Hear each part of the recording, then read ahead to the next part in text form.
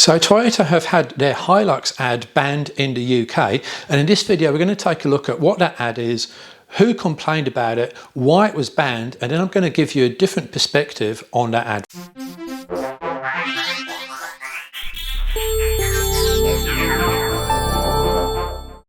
So let's start by taking a look at the advert in its entirety.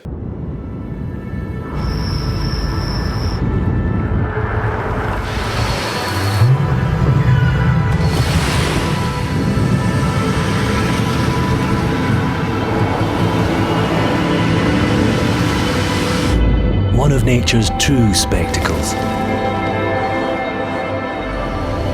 New Toyota Hilux. Born to roam. So this is who complained and why. It was one complaint by two parties, and the crux of it is that they don't want to see SUVs or four-wheel drives advertised because they view them as environmentally damaging and overly polluting compared to other cars. And I guess once they've done with the four-wheel drives and SUVs, they'll just move on to other cars. But that seems to be the crux of it. Now, there is another perspective to this sort of four-wheel drives are bad for the environment. I'm going to get to that at the end of the video. But first of all, we've got to look at why the advert was actually banned.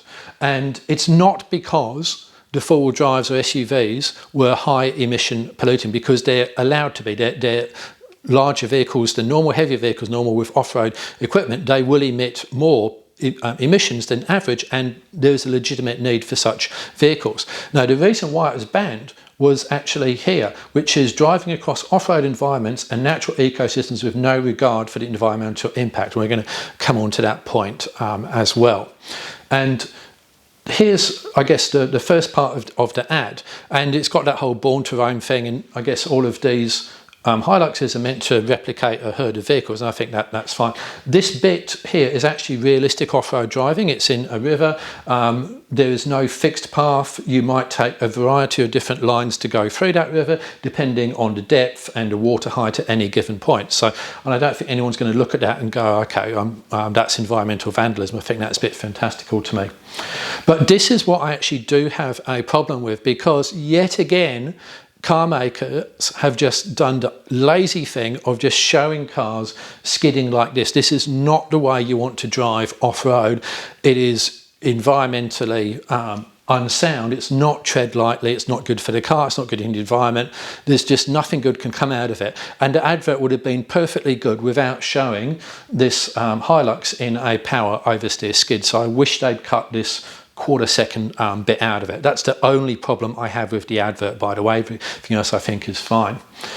Now, here's the interesting point about the emissions total, which is that you've got to look at the big picture.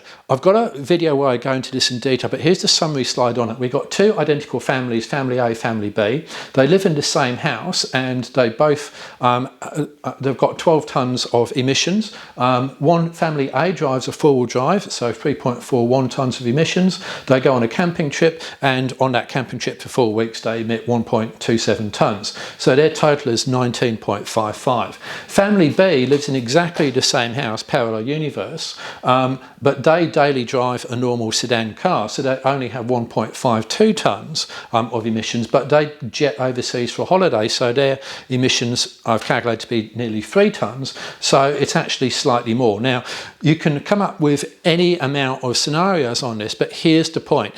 You've got to look at your emissions as your life cycle total. You can't just say, oh, because you drive a four-wheel drive, your emissions are higher. What if you don't drive the four-wheel drive much, apart from when you need to tow a trailer or go on holiday, whatever else, and the rest of the time, you know, you're jetting off overseas.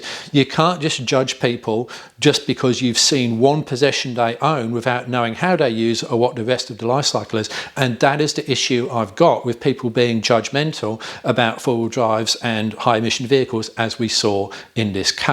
So, summarise then, off-roading, absolutely a legitimate lifestyle, can be low emissions, and they can be lower if you look at the big picture, right? You just don't know what someone's going to use a vehicle for, or why, or how. And lots of people need such vehicles for work, so they should be advertised to as well. I don't see anything wrong with that. I mean, you can't use a Prius or a Tesla 3 if you're a forestry worker, for example.